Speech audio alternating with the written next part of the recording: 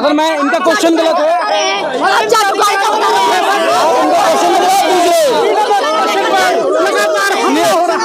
इन लोगों ने देश को क्वेश्चन का जवाब दीजिए का काम किया है।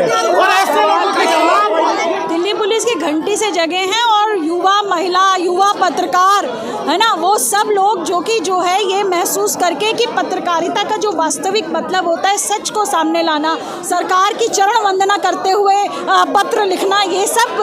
तो आपने कल की रेड के द्वारा असल में पत्रकारों को धमकाने की जो कोशिश की है, कोई भी व्यक्ति जो नौकरी कर रहा था, जिसने वहाँ पर कभी लिख के दिया, अपना कुछ कॉन्ट्रीब्यूशन किया, आप सबके घरों में चले गए, आपने सबको जो है एक्चुअली आपका उद्देश्य बिल्कुल साफ लगता है कि जांच करना नहीं, आपका उद्देश्य संदेश देना, डराना। 27 साल के बाद आपने ये बिल पास किया और 27 साल पहले जिस बात पे अटका था, ओबीसी का कोटा, आपने बिना उसके बारे में कहे हुए आपने इस बिल को पास किया और उसमें भी महिला आंदोलन का एक बहुत बड़ा तबका 50% रिजर्वेशन मांग रहा था, आपने 33% दिया।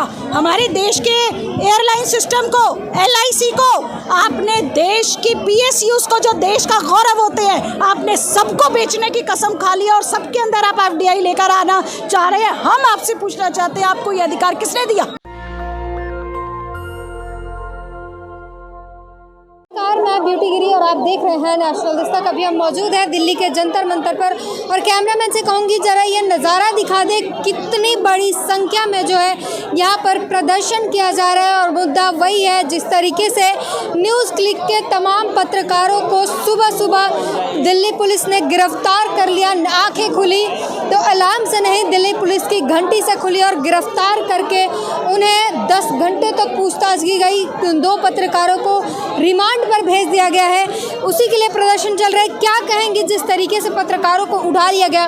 सुबह सुबह अलार्म से नहीं, पत्रकार जो है दिल्ली पुलिस की घंटी से जगे हैं। दिल्ली पुलिस की घंटी से जगह हैं और युवा महिला युवा पत्रकार है ना, वो सब लोग जो है ये महसूस करके कि पत्रकारिता का जो वास्तविक मतलब होता है, सच को सामने लाना, लोग जिन सवालों से परेशान हैं उसका विश्लेषण करके सामने लाना, न कि सरकार की चरण वंदना करते हुए पत्र लिखना, ये सब। तो आपने कल की रेड के द्वारा असल में पत्रकारों को धमकाने की जो कोशिश की है, धमकाने और डराने की चेष्टा की है और ये आप संदेश देने की कोशिश की है कि जो भी पत्रकार स्वतंत्र रूप से लिखेगा उसको मोदी सरकार के UAPA के तहत आप उनको इंटेरोगेशन करने के लिए लेके जाएंगे। और पूरा आरोप है कि वो मोदी को बदनाम करने के लिए पैसे लेते थे। देखिए, सवाल ये है कि आरोप तो आप कुछ भी लगा लीजिए, अब आरोप सच है या सही नहीं है ये तो कचहरियां तय करेंगी। और ये तो 2 साल से मामला चल रहा था, अभी तक तो आपने कोई चार्जशीट फाइल नहीं करी है न्यूज़ क्लिक के मामले में भी।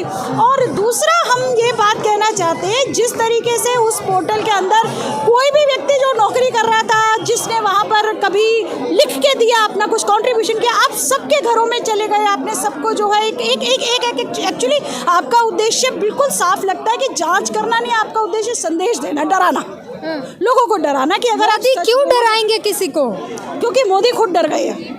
मोदी किससे डर जाएंगे? मोदी अपनी असफलताओं से डर गए। 56 इंच का सीना वाला प्रधानमंत्री क्यों डरेगा किसी? बिल्कुल वो डर गए हैं, क्योंकि वो अपने 9 साल के राज में जनता के किसी भी तबके को कुछ नहीं दे पाए हैं। उन्होंने देश को बेच दिया है, देश की श्रम शक्ति प्राकृतिक संसाधनों को बेच दिया है, जिसका असर देश की महिलाओं पे पड़ा। आज महिलाओं को नौकरियां नहीं मिल रही हैं, आज महिलाएं जो है उनको आप शिक्षा उनको नहीं मिल रही है, क्योंकि शिक्षा के लिए आरक्षण दे दिया। बिल्कुल, विशेष सत्र में आपने आरक्षण दिया।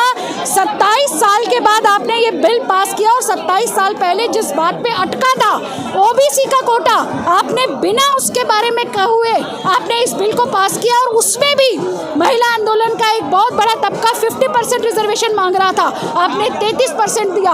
और उसके अलावा वो भी आपने इस सेशन से लागू नहीं किया आपने वो व्यवस्था के 2024 में महिलाओं को उसका लाभ मिलेगा, आपने उसको सेंसस के साथ जोड़ दिया, आपने उसको डिलिमिटेशन परिसीमन के साथ जोड़ दिया। आपका देना और ना देना बिल्कुल इसका कोई मायने नहीं रह गया है। और ये मोदी सरकार क्योंकि खुद घबरा गई है, और इसीलिए वो विरोध के हर स्वर को कहा जा रहा है कि जिस देश के पत्रकार विदेशी एजेंडा चला रहे हैं अपने देश में, उनके लिए प्रदर्शन करना दुर्भाग्यपूर्ण है। हम ये कहना चाहते हैं कि आपने, हमारी मोदी सरकार ने जो अपने आप को राष्ट्रभक्ति की बात करती है, आज आपने हमारे देश की रेल व्यवस्था को, हमारे देश के एयरलाइन सिस्टम को, LIC को, आपने देश की PSUs को, जो देश का गौरव होते हैं, आपने सबको बेचने की कसम खा ली और सबके अंदर आप FDI लेकर आना चाह रहे हैं। हम आपसे पूछना चाहते हैं, आपको ये अधिकार किसने दिया? आप क्यों हमारे देश के अंदर ये तमाम साम्राज्यवादी लूट को आप बढ़ाने की चेष्टा कर रहे हैं? तो जनता इस बात को समझ रही है और अपने अधिकारों पर इस होने वाले हमले और आज जिस तरीके से आप जनता के एकजुट संघर्ष न निकल सके, इसलिए आप उनके ऊपर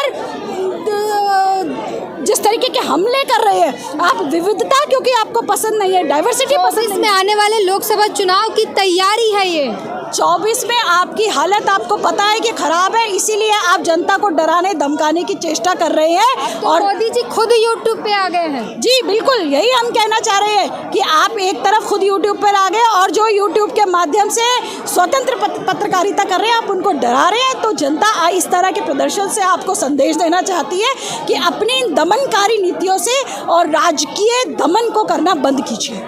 जाहिर तौर पर आपको दिखाना चाहेंगे, बहुत बड़ी संख्या में यहाँ पर लोग मौजूद हैं और प्रदर्शन जो है जोरों शोरों से चल रहा है। हम अंदर जाने की कोशिश करेंगे और देखते हैं कि क्या कुछ यहाँ पर जो है चल रहा है। कुछ अगर मैं इनका क्वेश्चन गलत है,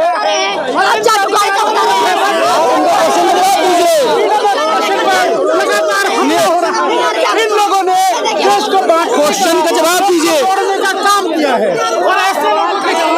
यहाँ पर पत्रकारों में भिड़ंत होती हुई दिखाई दे रही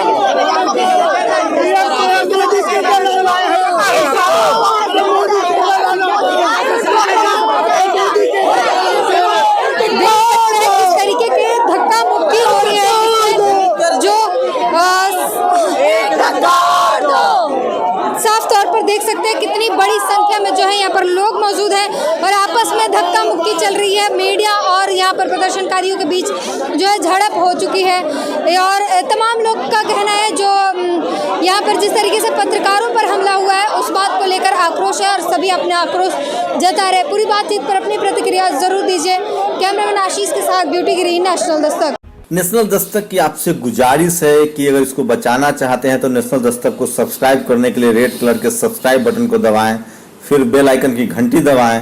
नेशनल दस्तक को बचाने के लिए बहुत जरूरी है कि हर खबर को शेयर करें, लाइक करें, कमेंट जरूर करें।